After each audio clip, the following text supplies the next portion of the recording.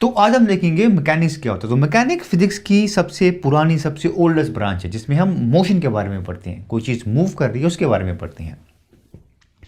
तो अगर आप देखो तो रोज़मर्रा की ज़िंदगी में आपके आजू बाजू इर्द गिर्द आपको काफ़ी ज़्यादा चीज़ें मूव करती हुई दिख जाएंगी, मोशन में दिख जाएंगी, राइट। और इस मोशन ने सदियों से लोगों को एक्साइट किया, लोगों को हैरान किया, परेशान किया। लोग जानना चाहते थे कि भाई कोई चीज़ क्यों मूव करती है और अलग अलग तरीके से मूव क्यों करती है। फॉर एग्जाम्पल, मैंने एक बॉल को पुश किया या किसी चीज़ को पुश किया तो कुछ देर तो मूव करेगी, उसके बाद रुक जाएगी। तो क्यों रुक जाती है यहाँ पे आके? सेम बॉल को मैंने अभी ऐसे रिलीज किया, फेंका, तो उस केस में तो उसकी स्पीड कंटिन्यूसली इंक्रीज होती जाएगी जब तक वो ग्राउंड को हिट ना करे। तो बॉल नीचे क्यों जाता है, ऊपर क्यों नहीं जाता, और उसकी स्पीड इस केस में इंक्रीज क्यों करती जाती है? इस सेम बॉल को मैंने किक किया, उसकी स्पीड डिक्रीज होगी, फिर इंक्रीज होगी और कुछ कर्व जैसा पाथ फॉलो करेगा। ऐसा क्यों होता है इस केस में? सिमिलरली रात को अगर आप आसमान में देखें तो आपको काफ़ी सारी चीज़ें मोशन में दिख जाएंगी। आपको चांद दिखेगा जो बस अर्थ के इर्द गिर्द चक्कर लगाता रहता है हमेशा के लिए। कौन मूव कर रहा है उसको, क्यों मूव करता है वो, राइट। तो बहुत सारी चीज़ें और भी आप देखेंगे इर्द गिर्द जो मूव करती रहती हैं, राइट। तो इस मोशन ने, जैसे मैंने पहले बोला, सदियों से लोगों को एक्साइट किया, हैरान किया, परेशान किया, भाई कोई चीज़ क्यों मूव करती है और हर एक चीज़ अलग तरीके से मूव क्यों करती है, राइट। तो फिजिक्स की वो ब्रांच जिसमें हम मोशन के बारे में पढ़ते हैं उसको बोलते हैं मैकेनिक्स, ठीक है।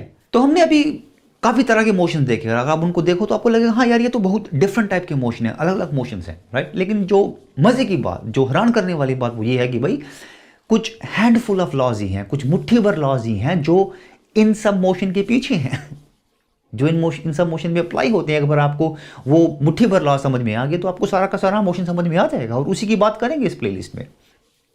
इनफैक्ट मैकेनिक्स उसी की तो स्टडी है, ठीक है। लेकिन इससे भी ज्यादा एक हैरान करने वाली बात है, इससे भी एक हैरान परेशान करने वाली बात है। एक ऐसी बात है कि अगर आप उसके बारे में सच में सोचो तो आपको रात को नींद ना आए, राइट। लेकिन उसको देखने से पहले एक हम थॉट एक्सपेरिमेंट देखेंगे जिसको न्यूटन का माउंटेन बोलते हैं, न्यूटन्स माउंटेन बोलते हैं। अगर आप देखो तो न्यूटन ने जिस किताब में अपने लॉज ऑफ मोशन पब्लिश किए थे उसमें काफ़ी ज़्यादा ज्योमेट्रिक ड्राइंग्स थी, काफ़ी ज़्यादा टेबल थे उसमें, लेकिन उसमें खाली एक ही नॉन ज्योमेट्रिक ड्राइंग थी। वो सिंपल सी ड्राइंग थी, कोई कॉम्प्लिकेटेड नहीं थी, बहुत सिंपल सी ड्राइंग थी। लेकिन उस सिंपल सी ड्राइंग के पीछे एक बहुत ही पावरफुल आइडिया छुपा हुआ था। हमारी 2-2.5 साल की सिविलाइजेशन में शायद ही ह्यूमन माइंड ने उससे ज़्यादा पावरफुल आइडिया सोचा होगा। एक ऐसा आइडिया जिसने, जैसे शायर लोग बोलते हैं ना कि ज़मीन और आसमां दोनों को मिला दिया था।